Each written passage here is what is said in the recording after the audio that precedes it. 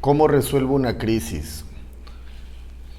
Las crisis pueden ser de muchos tipos y pueden representar diferentes situaciones, pero en general vamos a hablar de una metodología, digamos, estándar para poder enfrentar las crisis.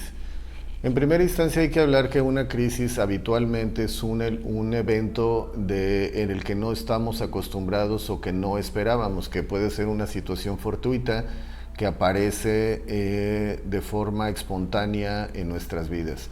Pueden ser de muchas y de muchas maneras. La crisis, ¿cómo la identifico? Primero que nada, la crisis es cuando aparecen emociones abrumadoras que puede ser enojo, tristeza, o sea, es llanto, gritos, etcétera.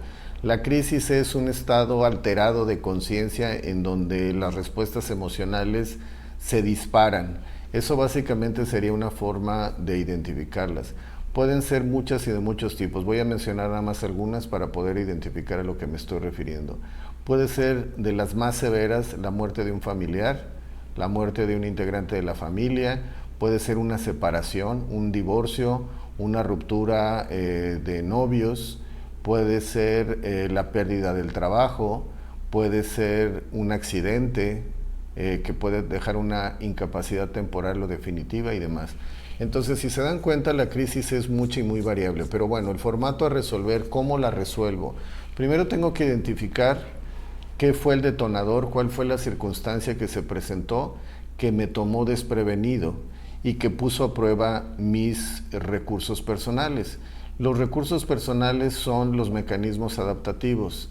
¿Esto qué quiere decir? Si me agarra una situación de sorpresa, pues no tengo los recursos para enfrentarla. Entonces, ¿qué es lo que tengo que hacer? Identificar las características de la situación que es abrumadora. ¿Dónde está el impacto? Puede ser, en este proceso de análisis para empezar a abordarla ¿tiene un impacto físico? O sea, es decir, hay la pérdida de alguien físicamente o patrimonial. La otra es que sea un problema de naturaleza de procesos y procedimientos, de no sé cómo elaborar la solución, o puede ser que sea una problemática moral, es decir, que tenga un conflicto relativo a mis principios y valores. Entonces, identifico la situación y de qué naturaleza es. ¿Es física, procesos y procedimientos o tiene que ver con valores? Una vez que identifico eso, es la primera parte para empezar a elaborar. Entonces, ya lo identifiqué, ya sé cuál es la situación que se presentó y entonces tengo que preguntarme cuál es el propósito. En todas las crisis habitualmente perdemos el foco, no sabemos cuál es el propósito de lo que queremos conseguir, entonces nos quejamos, lloramos, nos enfadamos y demás, pero en el momento en el que retomo o reencuadro cuál es el propósito, entonces empieza a aparecer la solución. Entonces decir, bueno, ¿cuál es el propósito? En el caso de los elementos que comenté hace un instante, si tengo la pérdida física de alguien porque murió en un accidente o por una enfermedad o lo que sea, ¿cuál es el propósito? No puedo hacer nada. Eso es un hecho consumado. ¿Qué sigue? El proceso de adaptación y aceptación. Entonces, cuando retomo el proceso, entonces desaparece el proceso crítico. Entonces, es muy importante que cuando esté atravesando por una situación que yo considere que es una crisis, otra vez retome el propósito. Ahora voy con otro ejemplo. Si hubo una separación conyugal, es decir, de un matrimonio que se separa, puedo sentirme acongojado, preocupado, fracasado y cualquier cantidad de emociones, pero ¿cuál es el propósito? Si esa persona ya no quería estar, no puedo retenerlo. Entonces el propósito es dejarlo que siga adelante. Entonces, se dan cuenta cómo puedo tener una situación crítica que me ponga en jaque, pero tengo que decir, a ver, ¿cuál es el propósito? Esa persona ya no quiere estar conmigo o yo ya no quiero estar con ella. Entonces, ¿qué sucede? Otra vez, seguir los caminos y el proceso de adaptación. Igual, si estoy en una aplicación, por ejemplo, para un examen, para ingresar a la carrera y me reprueban, ¿cuál es el propósito? La evaluación del conocimiento, entonces no es una crisis. Cuando retomamos el propósito, la mayor parte de la situación crítica desaparece porque tengo que reenfocar. Cuando me pierdo en la emoción, nada más estoy experimentando sensaciones y esas sensaciones tienen una estructura química y esa estructura química es la que me confunde. Entonces, cuando retomo el propósito, regreso al proceso de razonamiento y salgo de la zona química y entonces empieza a tener sentido y empiezo a operar. Ahora, vamos a la parte última. ¿Cuál es la aportación de valor?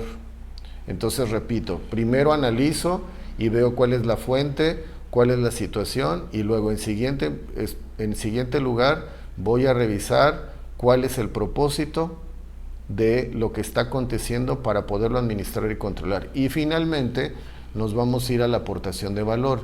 El llanto, el enojo, la desesperación o cualquier emoción que aparezca, ¿cuál es la aportación de valor? Ninguna. Es decir, una emoción per se, o sea, por sí sola, no genera ningún tipo de solución. Entonces, tengo que saber cuál es la aportación de valor. Si esa persona, otra vez en el ejemplo, que se fue, la aportación de valor es que ya no vamos a pelear. Si hay la posición de que hay hijos compartidos, es decir, que es un matrimonio que tiene hijos, pues decir, bueno, ¿cuál es la aportación de valor? Que ellos ya no van a presenciar eso.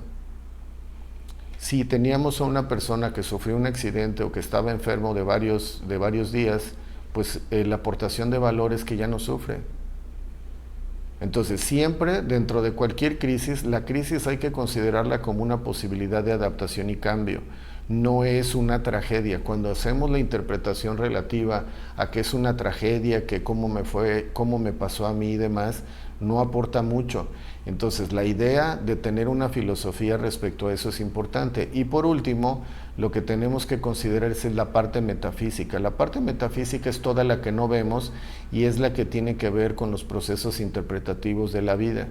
Cuando tenemos una interpretación ética, moral, ya sea relativa a una ética moral y principios y valores, ya sea laicos o religiosos, son importantes porque son ejes y esos ejes nos permiten tomar decisiones.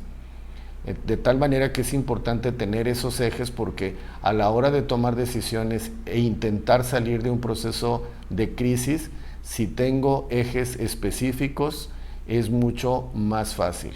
En resumen, identifico la situación, identifico el propósito y la aportación de valor y de esa manera puedo resolver una crisis en general. Ya específicamente tiene que ver con la situación que se esté presentando, pero ya iremos haciendo contenidos respecto a diferentes tipos de crisis. Y al final del día, como siempre lo digo, esa es decisión tuya. Hasta pronto.